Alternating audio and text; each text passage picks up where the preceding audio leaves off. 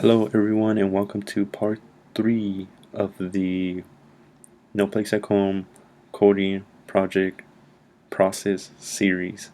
And in this part of the series, I am going to show you all how to actually code an interview, how to then produce a report in order for you all to use on mapping projects or any other projects that y'all want to use the reports for. But yeah, let's get started. So let's first start off with the first process, which is having this opened. So from my previous video, what I did is I went on Google Drive, typed in No Place at Home, went to the No Place at Home interviews files, scroll down, click on the Google Excel file, make sure that this was open. I then went to the codebook tab, and that's how I ended up there. And then afterwards, what we want to do is we want to go to Hyper Research, open up Hyper Research.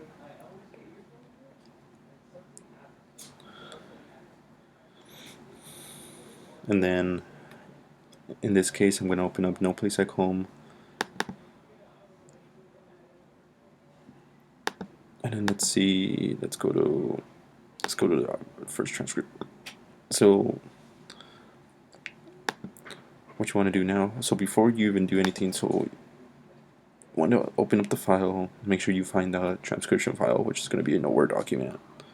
Find it, click on it, and it's going to upload, and then it's going to bring you up an interview that looks very similar to this. So you're going to start off with a clean slate, but I guess in this case, I'm just going to use a coded interview that as an example. So let's look at this interview. The interviewer mentions, what brought you to Santa Cruz, basically your current city. Did you know anyone in the area prior to coming here? Blah blah blah. Yeah, born and raised here. So for information like this is information that you don't really need to code, because we aren't really coding for what did you know anyone to an area prior to coming here. Like, we don't really need that information. You might want to code something like, what was most important to you when you chose your current home, if the code is actually there in our code book. But for the most part, for information like that, we don't really code.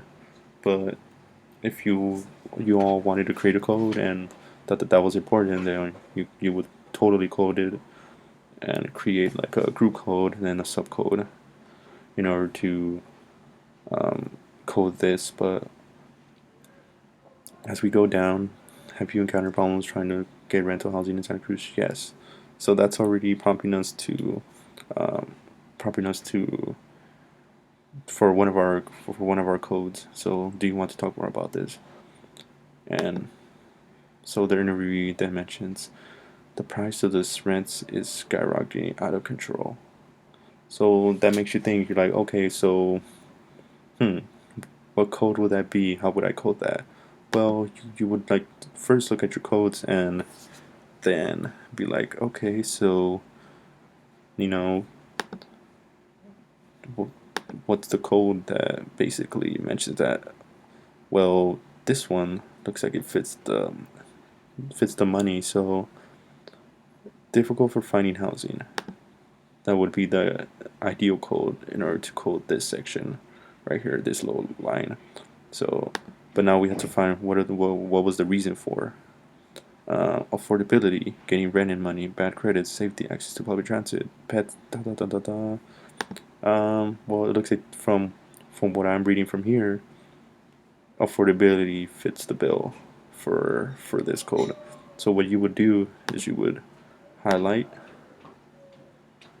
and then go to your code book and then find the code that associates itself with the finding aid. So in this case, it's this. And as you can see, what you do is you then apply code, and then it's gonna apply it. It's gonna keep it highlighted, and then it's gonna to the left side apply the code.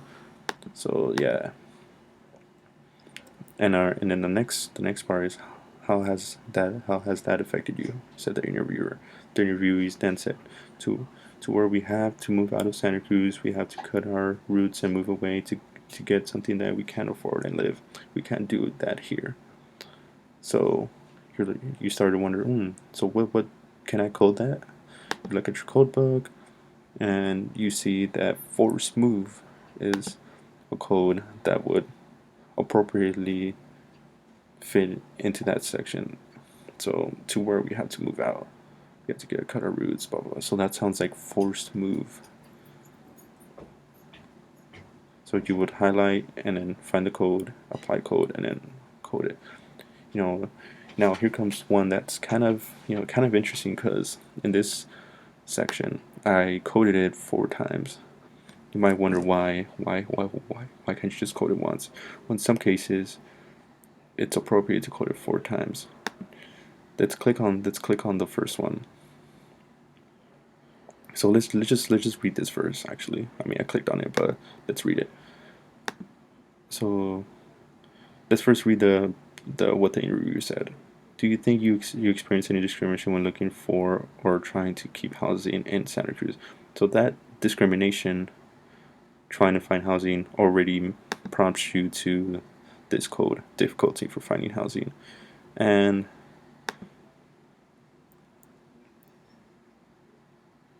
yeah, so let's go to interviewee. Let's see what the interviewee said. Yes, because if it is a 2-bedroom and they tell you that the max is 3 people, I tell them that I'm parents and a single mom who has a 9-year-old daughter. They tell me that it's too many. Just tell them there's a house next door and that if 5 people living in one apartment, that I call that I was 2 bedroom and it's hard. I call because they had to 2 bedroom. I said it would be a husband and me, my daughter, and they told me that I'm sorry, 3 people's max. So already you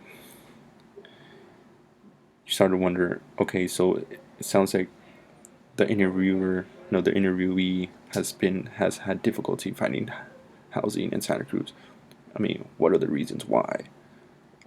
So already you go to this group call and you're like, okay, so they mentioned the interviewee mentioned, I mean, children in the family or household, just because this part here, single mom who has a 9-year-old daughter, and then difficulty finding housing, 8 people with disabilities in a household.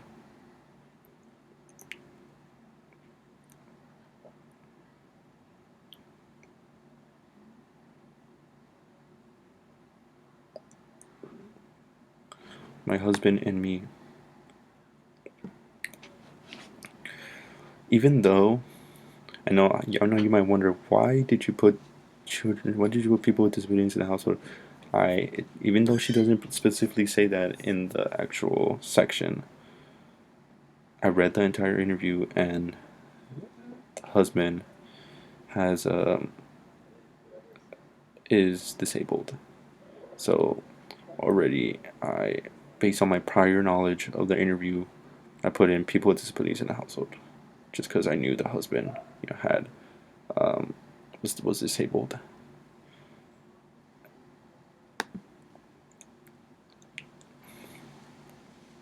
And in the next one, seniors in the family or household.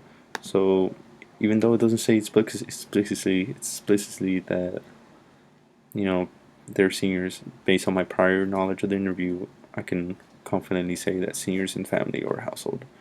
And then this is a different group code. So for this, I looked at housing discrimination. So I was like, all right. So which one?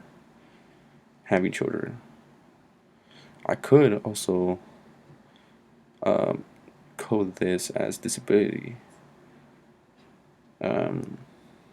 which in this case, after doing this video, I can confidently say that I can recode this again another time to include disability as one of the reasons why.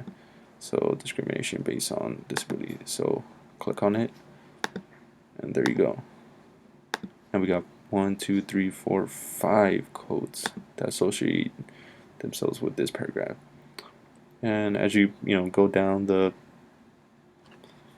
interview, use the transcription file, you start to see more and more times where I coded it twice. Other times, only certain sections I coded, and then the other part of the paragraph I coded it as something else. But for the most part, you can do it this way, or you can also highlight sections of the paragraph.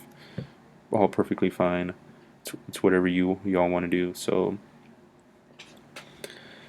so now that we have this interview transcription file properly coded, we then want to actually come up with reports, because that's what's most important in the end. I mean, yes, organizing the interviews by codes is great, but if we want to really see how we can use hyper research in order to create reports and analyze the codes, what we want to do is we want to first go to cases. So because let's actually first look for a code that we want to see how many times it comes up in all these different transcriptions that have been coded and that are in here. Let's actually look at, let's see, I don't know, let's violation 4, and let's also do violation 4.2, both subcode and then subcode. So let's go to cases, and then we want to go to criteria, code. Let's look at violation 4, and then we want to click on and violation 4.2, and then we want to click on select, and then it automatically pulls up the 2 interviews that have those codes. So that's pretty amazing. Then what we do is we go to codes, filter codes by name, and we go to file 4. Oh yeah, wait, so my bad, we go to name, file 4, file 4.2. There we go. And if we click on this, these are just the different cases. As you can see, each case has either 4.2 coded. And then what we do now is we go to Tools, Report Builder, click on Case Filtering Criteria, List of filtered cases, and list of filtered codes, and then we make sure everything else looks good, and then we put in display report. Then what it's going to do is going to display a report which shows us the times that violation 4 and violation 4.2 were coded in all the interview transcriptions that are uploaded into our study. So here we go, we click on the next page, and voila, check it out. All the times that violation 4 and 4.2 were coded into our transcription files. So here's another. So this is all great reports in order for you all, let's say, do a study and you pull in 20 cases, and right now in this current study I only have 4 cases, and in those 4 cases I wanted to know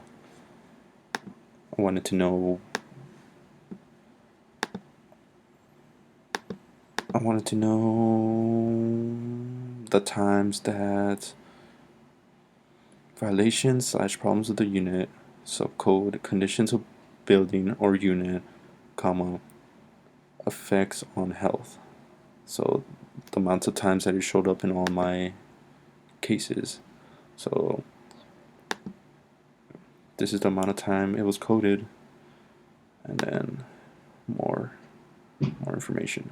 So yeah, these are great in order for you all to, like, if you all want to know the times that certain codes were coded into cases, then you can do what I just did, and it'll just bring up all the times it was. So it's great for y'all to, like, have it all organized in one report rather than going through all the cases and looking for the times that you all coded violation 4 or violation 4.2. So this is great, and this is what Professor McKay and also Thomas is going to be using in order to specifically Thomas to create the mapping project, but Professor McKay to eventually use for his final report on the No Place at Home project.